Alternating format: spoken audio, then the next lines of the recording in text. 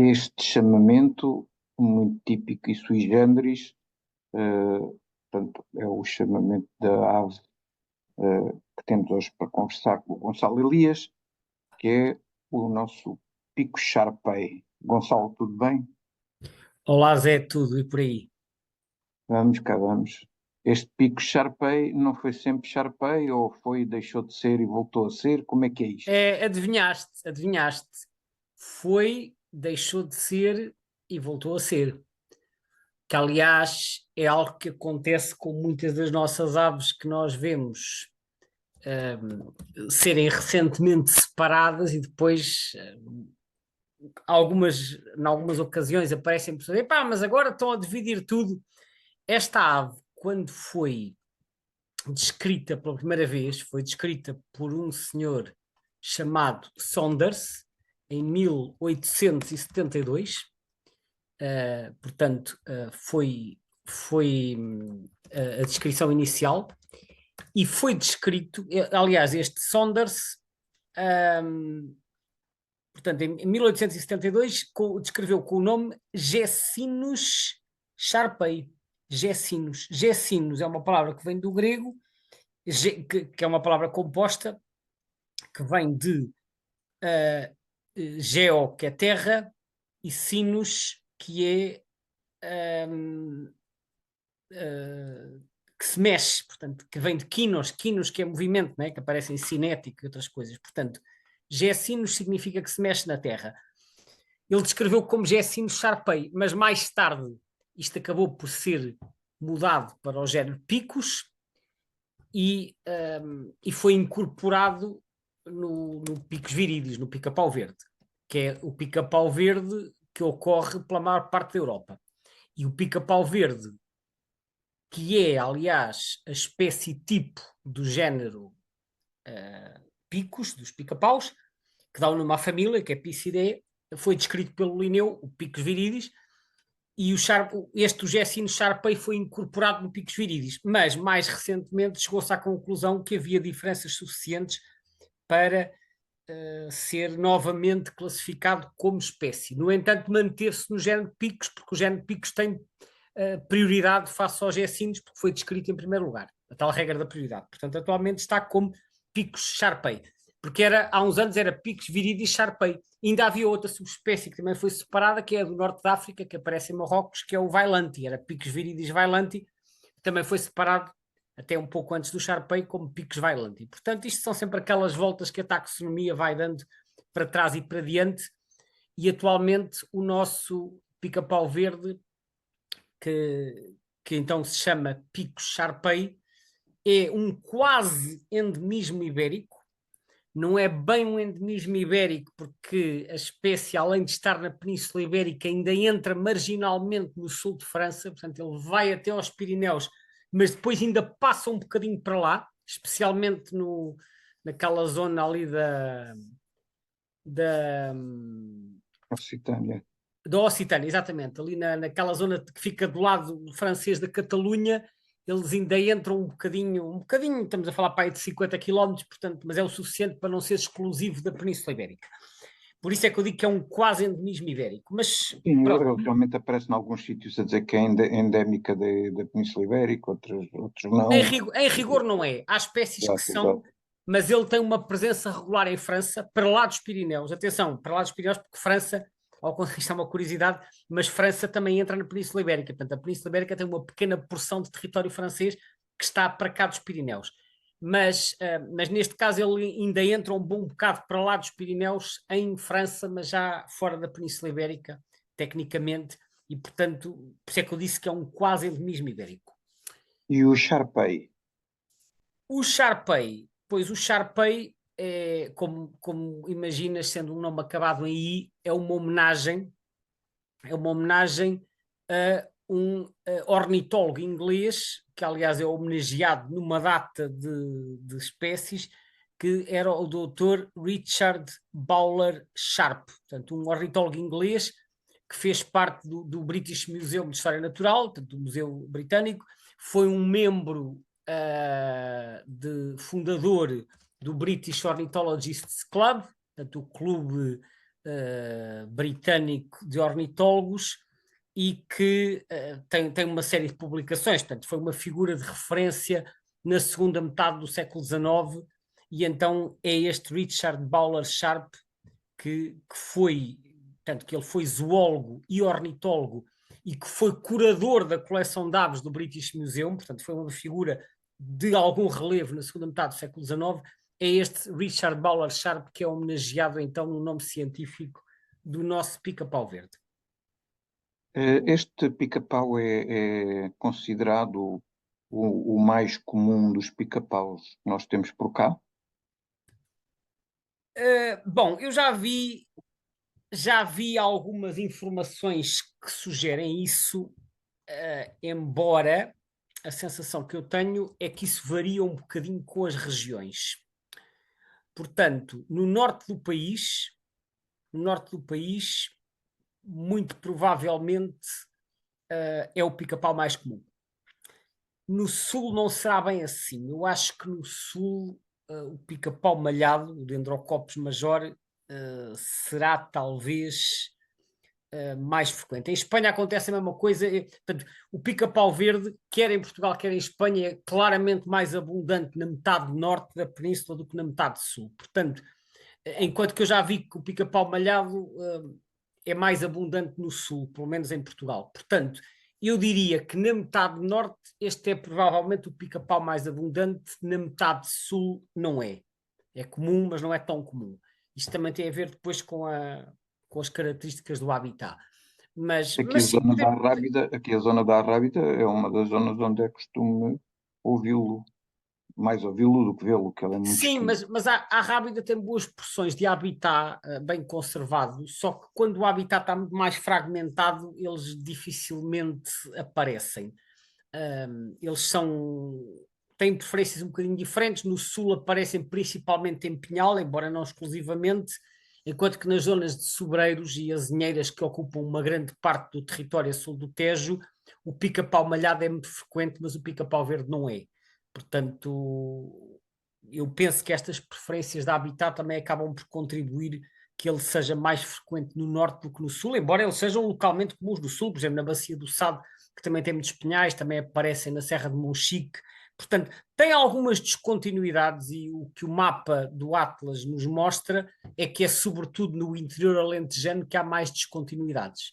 Portanto, mais uma vez tem a ver com as características do habitat. Portanto, eu diria que no norte e no litoral e no Algarve são as zonas onde a espécie é mais frequente. E, aliás, no Algarve é engraçado, porque eu quando comecei a ir ver aves para a Ria de Alvor, no final dos anos 80, não havia lá pica-pau verde.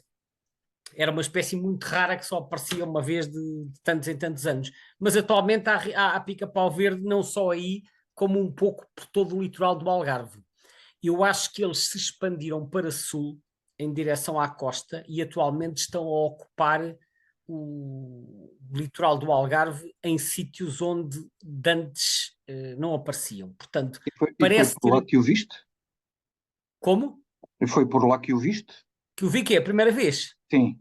Não, se bem te recordas da última conversa, eu entretanto tinha ido do Algarve para Trás-os-Montes e eu estava na zona de Tu andavas Mugadouro, numa zona de maior abundância dele. exatamente, estava na zona de Mugadouro, portanto, que é no distrito de Bragança, perto do Douro Internacional, que foi, eu até relatei que tinha dado um passeio de bicicleta, que foi quando eu vi a cotovia arbórea pousada num fio à beira da estrada, e depois nesse mesmo passeio eu continuei, aproximei-me lá de uma elevação, de um monte, que acho que se a memória não me falha, se chama a Serra da Castanheira, que é assim uma pequena serra que há ali, e então comecei a subir a encosta, depois a altura já nem tinha caminhos até lá acima, deixei a bicicleta e fui a pé até ao topo.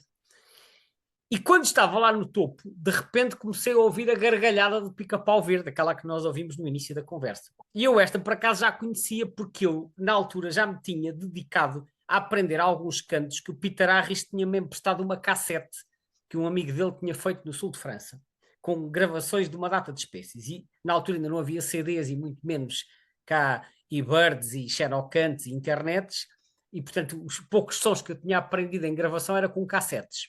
Eu E o lembro-me Peter de Harris, muitos colegas nossos gozarem com o facto de tu passares as viagens a ouvir e a pedir para o pessoal dizer ou para o pessoal perguntar a ti qual é que era a espécie que estava a ouvir-se numa gravação. Sim, Eu nós lembro-me fazíamos disso, eu muitos lembro-me jogos, disso. fazíamos muitos jogos desses.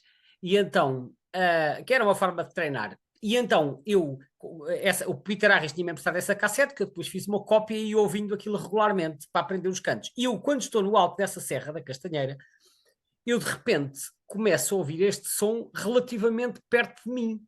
E eu conheci o som da cassete. Isto é o Pica-Pau Verde. Eu conheço isto. Começo a olhar em volta e aquela serra era acima daquelas serras que não estava florestada, portanto era sobretudo calhau e algum mato. E eu começo a olhar em volta e então, não muito longe de mim, para aí, sei lá, 100 ou 200 metros, estava uma giesta seca. Acho que era uma giesta ou assim, outro arbusto desse tamanho, um arbusto pequeno, mas com pouca folhagem. E estava lá o pica-pau agarrado e estava ali a cantar. E eu lá no alto, a olhar para o lado, de repente vejo ali o pica-pau ao meu lado, mas localizei-o pelo som. Portanto, esta foi a circunstância da minha primeira observação, em que eu ouço a ave primeiro, reconheci o que é que devia ser, e depois olhei e lá estava ele. Mas foi efetivamente no norte do país, que é uma zona de maior abundância, porque no Algarve, como eu disse, quando eu ia à Ria de Alvor, nessa altura, não havia pica-pau verde na costa, só havia no interior, em Monchique, que era um sítio onde eu não tinha ido muito. Portanto, acabou por ser entre as montes que eu tive contacto com esta espécie. Este pica-pau, nós não temos muitos em Portugal, não é? Só temos 4 espécies, não é? Não, Este, quatro se contas com o torcicolo, se não são com o três. torcicolo, sim, contando com o torcicolo. Este é como o torcicolo, ou seja, também não pica na madeira, ou... Não, ele pica, eu acho que ele pode picar, mas não é tão barulhento como os outros e não faz aqueles martelares. Ele agarra-se à madeira também, ele também trepa pelas árvores. Agora, ele alimenta-se muito de formigas e muitas vezes acaba por se alimentar no solo, à procura de formigas, e por isso às vezes até aparecem em zonas com poucas ou nenhumas árvores. Mas eu já os vi muitas vezes agarrados aos troncos, portanto eu julgo que eles também se podem alimentar agarrando-se nos troncos das árvores. Eles Portanto, nidificam nos troncos também, não é? sim, sim. Mas o que diz, por exemplo, espera, o que diz no Birds of the World é que a dieta é composta sobretudo por formigas terrestres e às vezes outros pequenos invertebrados que andam tanto no chão como nas árvores e que às vezes também pode comer uma pequena quantidade de fruta, é o que diz. E depois diz que Uhum. procura alimento, sobretudo no solo, mas que às vezes pode subir às árvores. Portanto, eu acho que ele agarra-se às árvores, se calhar não é tanto para se alimentar, é também para ver o que é que se está a passar, está a perceber? Porque eu realmente nunca os vi muito a picar e não os costumo ouvir a martelar, mas como eles podem alimentar-se de invertebrados arbóreos, se calhar às vezes também vão lá buscar alguma coisa. Sim, porque ele também tem aquela adaptação morfológica, não é? Com 2 dedos para a frente e 2 para trás, Sim, isso é um traço comum, e com isso as é um penas traço da cauda bastante rígidas, não é? Para suportar como o terceiro ponto de apoio para nos servir, troncos exatamente. verticais, não é? Correto, ou seja, isto é uma característica a todos os pica-paus, é que têm os 4 dedos, portanto, os 4 dedos do pé estão arrumados de uma forma diferente da maioria das aves, que é, em vez de ter 3 para a frente e um para trás, que é o que acontece com a maioria das aves, tem 2 para a frente e 2 para trás. Isto chama-se ter os pés zigodáctilos. Zigodáctilos, portanto, é a designação que se dá quando tem este arranjo dos dedos. E eles fazem, portanto, este arranjo nos pica-paus é uma adaptação para se conseguirem agarrar aos troncos, tendo. Já sei falar dessa questão da cauda, mas mesmo os 4 dedos, estando 2 para cima, 2 para baixo, porque eles na prática têm as patas em posição vertical, acabam por ter mais apoio. Se tivessem 3 para cima, como a maioria das aves, só tinham um por baixo, se calhar dava-lhes pouco apoio para suportar o peso do Exato. corpo. Portanto, 2 para cima, 2 para baixo, é o que se chama então essa disposição, é zigodáctilo. Portanto, neste caso ele tem tração às 3 porque também tem as penas da cauda a ajudar. Não, eh, sim, isso é outra característica, é que os pica-paus usam a cauda como ponto de apoio, portanto as penas da cauda são especialmente fortes. Aliás, eu já fiz muita anilhagem, precisamente na Rábida, e quando calhou apanhar pica-paus, eu reparei que as penas da cauda são muitíssimo mais rijas do que a dos passariformes. Portanto, os passariformes têm umas penas assim mais, enfim, moles não será o termo porque o canudo é rijo, mas que percebes que aquilo é um bocadinho mais leve, robusto. menos robusto. As dos pica-paus, as penas da cauda são muito mais robustas e percebes que aquilo consegue realmente fazer força. Esta espécie nidifica cá em Portugal, Sim, é muito comum. não é? É muito Eh, comum e, como, é muito comum como nidificante, é o que eu quero dizer. Portanto, a distribuição, aliás, eles além de serem residentes, são aparentemente bastante sedentários, pelo que se sabe, Pois era isso que eu ia perguntar. A fazem. residência, é que o residente para eles não se fica pelo facto de os vermos cá o ano inteiro, não é? Eles Sim, sim, ficam sim. pelo sítio mais ou menos onde nidificam, não é? Sim, são sedentários e mesmo em Espanha, o que se sabe é que também são muito sedentários e, portanto, os aparecimentos fora das áreas normais de ocorrência são muito pouco frequentes. Portanto, aparentemente esta ave mantém-se pelos mesmos locais durante todo o ano. É este o conceito de sedentário, por oposição a residente, que é uma palavra que nós usamos mais para descrever que uma espécie ocorre num determinado local durante todo o ano, mesmo que não sejam os mesmos indivíduos. Mas sedentário quer dizer que não sai do mesmo sítio. Do mesmo sítio, quer dizer, imagina um território com, sei lá, 2 ou 3 ou 5 quilómetros, mas não vai migrar para outra região, é o que isto significa. O Picus viridis, não é? Que era o nome que antes era atribuído a esta espécie, é morfologicamente distinto deste. Tem algumas diferenças, a mais evidente das quais é no padrão facial. Portanto, o nosso pica-pau verde tem a face, tem o barrete vermelho e depois tem a face cinzenta com o bico que é vermelho. O bico, não, desculpa, o bigode é vermelho no macho e preto na fêmea. Ora, o Picus viridis tem muito mais preto na face. A face, em vez de ser cinzenta, é praticamente toda coberta de preto, não é só o bigode. E, portanto, tem a ver sobretudo com essas características. A quantidade de vermelho na cabeça também é diferente. Portanto, e depois a cor da íris também é um bocadinho diferente, é mais acastanhada, e, portanto, são sobretudo diferenças morfológicas ao nível da plumagem e dos olhos, mas há aqui um pormenor curioso que já foi documentado mais do que uma vez, que aliás foi uma coisa que atrasou o processo de separação, porque havia dúvidas sobre isso. É que naquela zona de França, na Languedoc, que era o nome que me estava a falhar há bocado, a região de Languedoc, portanto, onde está também essa parte da Occitânia, onde depois deixa de haver este e passa a haver o viridis, portanto, deixa de haver o Sharpei, passa a haver o viridis, há registros de hibridação.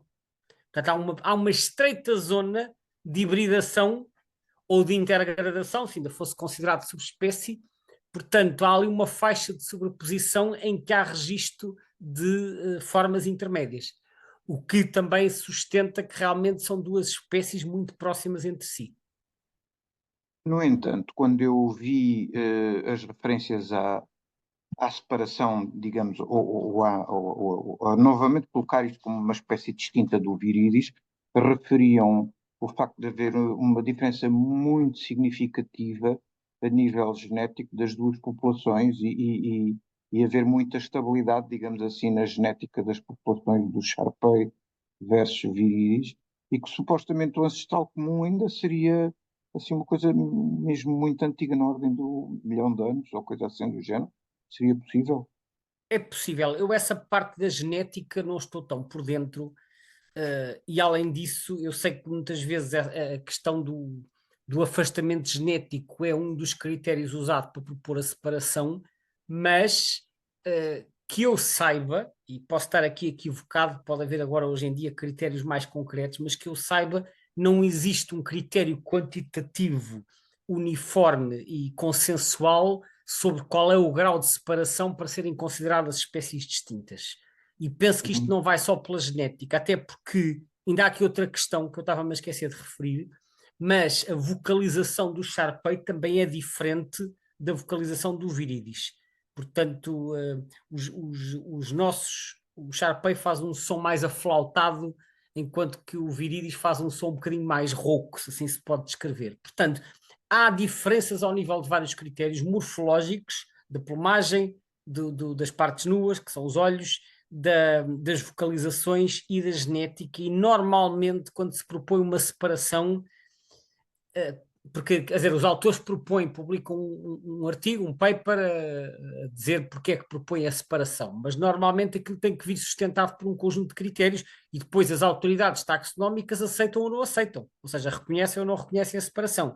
Isto nem sempre é consensual e depois há autoridades que aceitam, há autoridades que não aceitam, e isso contribui para a taxonomia continuar a ser algo bastante confuso, embora, como provavelmente já ouviste dizer, parece que vem aí a nova taxonomia uniforme, né? Que vai juntar a BirdLife, o Clements e o IOC. Vamos ver. Acho muito bem.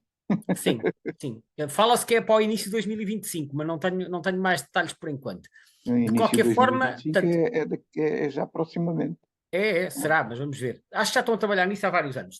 Mas é que não são só as espécies, quer dizer, são centenas de espécies, mas são milhares de subespécies que uns reconhecem e outros não reconhecem. Pronto, de qualquer forma, o aspecto a reter aqui é que neste momento as principais autoridades reconhecem o pico Sharpei como espécie distinta e, portanto, para já esta separação parece consensual.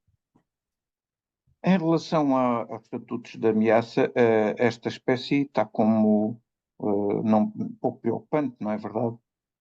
Sim, está como um pouco preocupante, não tem neste momento um estatuto de ameaça, em parte por ser muito abundante. Em termos de tendência, o que eu vejo enfim, em Portugal há muito poucos dados, é um aspecto que eu já referi para outras espécies. Em Espanha, os dados do programa SACRE, que é o programa de monitorização, estão disponíveis online no site da SEO. Tem lá um gráfico, como tem para a maioria das espécies, e desde 1998 até 2014 isto diminuiu mais de 30%, que é bastante. Mas depois disso parece ter estado a recuperar, e agora a quebra acumulada desde 98 até 2018 já vai só em 18% em vez dos 35%, o que apesar de tudo ainda é uma recuperação razoável.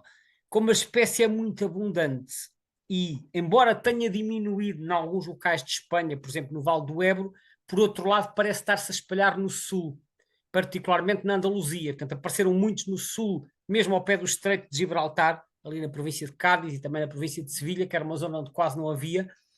Portanto, parece estar a expandir-se em algumas áreas. Aliás, eu também referi que eles estariam a expandir para sul no Algarve, em Espanha parece acontecer a mesma coisa. Portanto, os sinais, embora não sejam muito claros, sugerem que possa estar a diminuir em algumas zonas, que aliás em Portugal, se vires o mapa do Atlas, também há algumas zonas onde parece ter desaparecido, nomeadamente do interior alentejano e da Beira Baixa e da Beira Alta.